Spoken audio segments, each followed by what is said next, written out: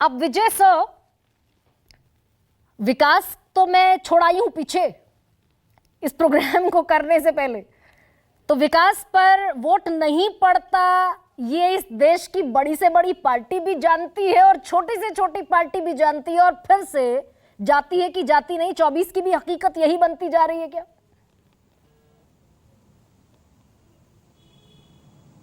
बिल्कुल ठीक बात है गरिमा जी, लेकिन आप विकास पीछे छोड़ने में नंबर 2 पर रह गई, क्योंकि पॉलिटिकल पार्टी ने आपसे पहले छोड़ दिया विकास को।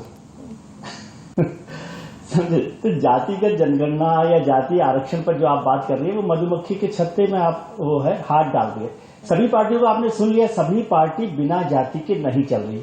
क्या जदयू के जो प्रवक्ता है राजीव रंजन, बहुत सीनियर लोग हैं, वरिष्ठ लोग हैं, क्या आज भारतीय जनता पार्टी के साथ आकर वो कह सकते हैं कि जातिगत जनगणना का मुद्दा उन्होंने छोड़ दिया है? क्या ये बात कर सकते हैं? और जो लोग बात कर रहे हैं, अभी बात हो रही थी, मनोज भाई ने भी बात की शायद, कि आरएसएस की बात डिफेंड नहीं कर रहा, लेकिन जो पार्टी 30 साल में अपना अध्यक्ष एक परिवार से नहीं बदल पाई हो, यादव हो, अखिलेश जी हो, मुलायम सिंह जी हो, वो ये सवाल करेगी, या आरजेडी में लालू यादव हो, फिर तेजस्वी यादव हो, राबड़ी जी हो, वो लोग ये सवाल करेंगे, या कांग्रेस को समझ। मेरे को कांग्रेस पर हैरानी इसलिए है क्योंकि कांग्रेस जो राजनीति कर रही है उसमें उसके पास जातिगत राजनीति की हिस्सेदारी नहीं है। वो जातिगत हिस्सेदारी सारी की सारी उसके सहयोगी दल इंडिया गठबंधन के राजनीतिक पार्टियों के पास है, और इसीलिए कांग्रेस सबसे मुश्किल में है।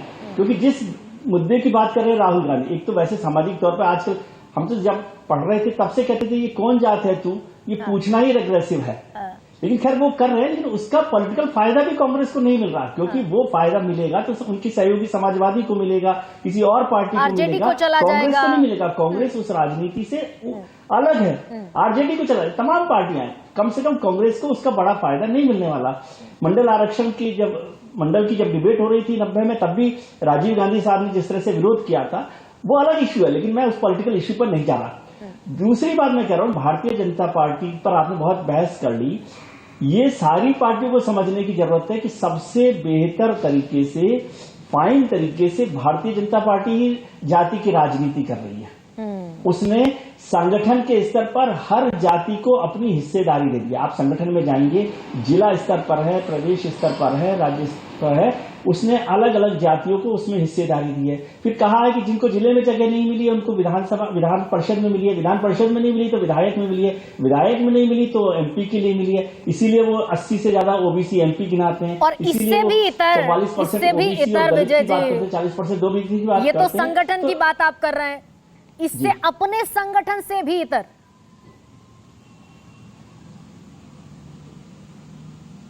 जी नहीं, तो मैं ये कह रहा हूं अपने संगठन से भी इधर ओम प्रकाश राजभर को जोड़ लिया, जयंत चौधरी को जोड़ लिया, अनुप्रिया पटेल कुर्मियों की नेता है उनको जोड़कर बैठे हुए हैं, अनुप्रिया पटेल है, संजय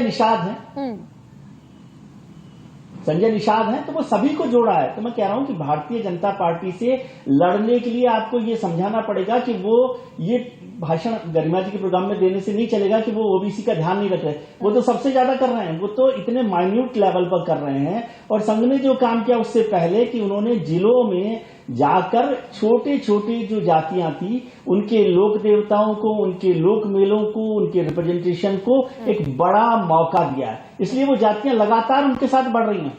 आज भारतीय जनता पार्टी सिर्फ अपर कास्ट की पार्टी नहीं है, 44% ओबीसी, 40% दलित वो उसके साथ जुड़े हुए हैं। तो ये लड़ाई मैं समझ रहा हूं कि भारतीय जनता पार्टी से आप इसलिए नहीं लड़ पा रहे क्योंकि आप भारतीय जनता पार्टी को पुराने फ्रेमवर्क में देख रहे हैं। वो सबसे, लेकिन आज के दौर में सबसे ज्यादा जाति की राजनीति बीजेपी कर रही है विजय जी, ऐसा आप कह रहे हैं? मुझे ऐसा लगता है, मतलब जाति की राजनीति वो सार्वजनिक तौर पर नहीं कर रहा हूं, लेकिन आज ऐसा करिए, तुहिन जी से कहिए कि सीईसी की बैठक में आपने जो नाम तय किए वो क्या विकास के नाम पर तय किए? अनुराधा पटेल को आपने विकास के नाम पर साथ लिया है, राजभर को विकास के नाम पर साथ लिया है, संजय निषाद को विकास के नाम पर साथ लिया है। तो मैं ये सवाल तुहिन से कर लेती हूँ विजय जी, नीतीश कुमार जी को विकास के नाम पर साथ लिया। बिहार में सारी राजनीतिक पार्टियां जुगाड़ ली आपने, वो विकास के नाम पर सुन रहे हैं। ठीक है सर, नीतीश कुमार आपके साथ, पशुपति पारस आपके साथ, चिराग पासवान आपके साथ, इसके अलावा जीतन राम मांझी आपके साथ, उत्तर प्रदेश में सारी पिछड़ों की पार्टियां, ओम प्रकाश राजभर आपके साथ, अनुप्रिया पटेल आपके साथ, इसके अलावा जयंत चौधरी इधर पश्चिम से भी जुगाड़ लिए, निषाद आपके साथ, हरियाणा में जेजेपी आपके साथ, महाराष्ट्र में मराठा भी आपके साथ और ओबीसी भी आपके साथ। तो आप कह रहे हैं कि आप ओबीसी की राजनीति नहीं करते, जाति की राजनीति नहीं करते।